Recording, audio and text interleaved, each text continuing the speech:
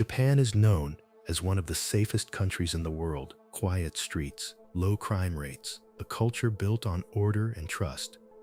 But beneath that peaceful image, there are murder cases so disturbing, so bizarre, that many people outside Japan have never even heard of them.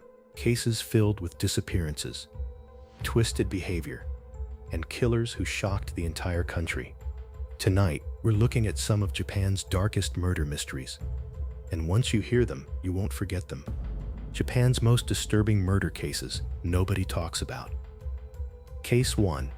The Setagaya family murders. On December 30, 2000, the Miyazawa family was murdered inside their home in the Setagaya district of Tokyo. The victims were 44-year-old Mikio Miyazawa, his wife Yasuko, and their two children, 8-year-old Nina and 6-year-old Rei. What happened inside that house shocked investigators across Japan. The killer entered the home during the night and brutally murdered the entire family. But what made the case truly horrifying was what happened afterward. The killer didn't immediately leave. Investigators discovered that after the murders, the intruder stayed inside the house for hours. He ate ice cream from the family's refrigerator, used their computer, slept on the sofa, and even used the bathroom. It was as if the killer felt completely comfortable inside the crime scene. Even stranger, the suspect left behind fingerprints, blood, clothing, and DNA evidence. Normally, that amount of evidence would solve a case quickly. But more than 2 decades later, the Setagaya family murders remain unsolved. Despite one of the largest investigations in Japanese history, nobody has ever been arrested. And many people still wonder, how can someone leave behind so much evidence and still disappear completely? Case 2. The Twitter Killer. In 2017, Japan was shaken by a case so disturbing it dominated international headlines. A 27-year-old man named Takahiro Shiraishi used Twitter to target vulnerable people online. Many of his victims had posted about depression or suicidal thoughts. Shiraishi contacted them pretending to offer support. But it was all manipulation.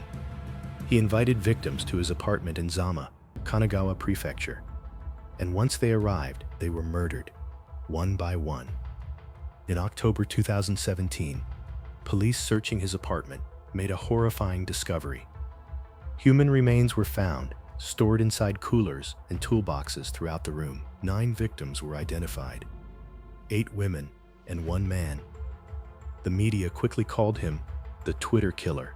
The case shocked Japan, not only because of the murders, but because of how easily social media had been used to lure victims. Investigators later revealed that Shiraishi carefully searched online for emotionally vulnerable people, people looking for comfort, people looking for someone to talk to. Instead, they encountered a predator hiding behind a screen.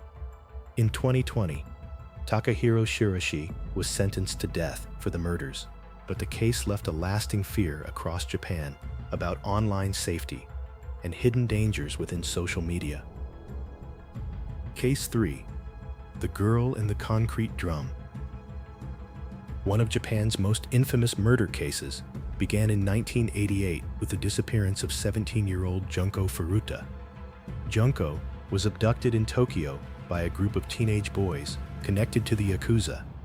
For over 40 days, she was held captive inside a house in the Adachi ward of Tokyo. During that time, she suffered unimaginable abuse and torture. The details of the case were so horrifying, many Japanese media outlets avoided describing everything publicly.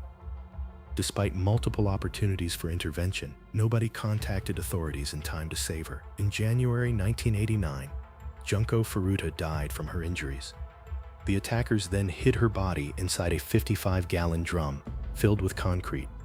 When the crime was finally uncovered, Japan was horrified, not only because of the brutality, but because the perpetrators were juveniles and received relatively light sentences under Japanese law at the time.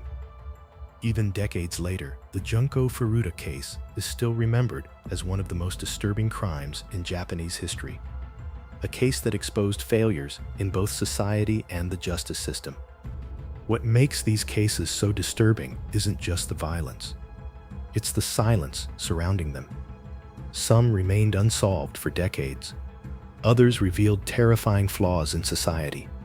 And some showed how evil can hide behind completely ordinary faces, because in a country known for safety and order, these crimes felt almost impossible to understand. And maybe that's what makes them even more frightening. Japan's darkest murder cases aren't just stories about crime.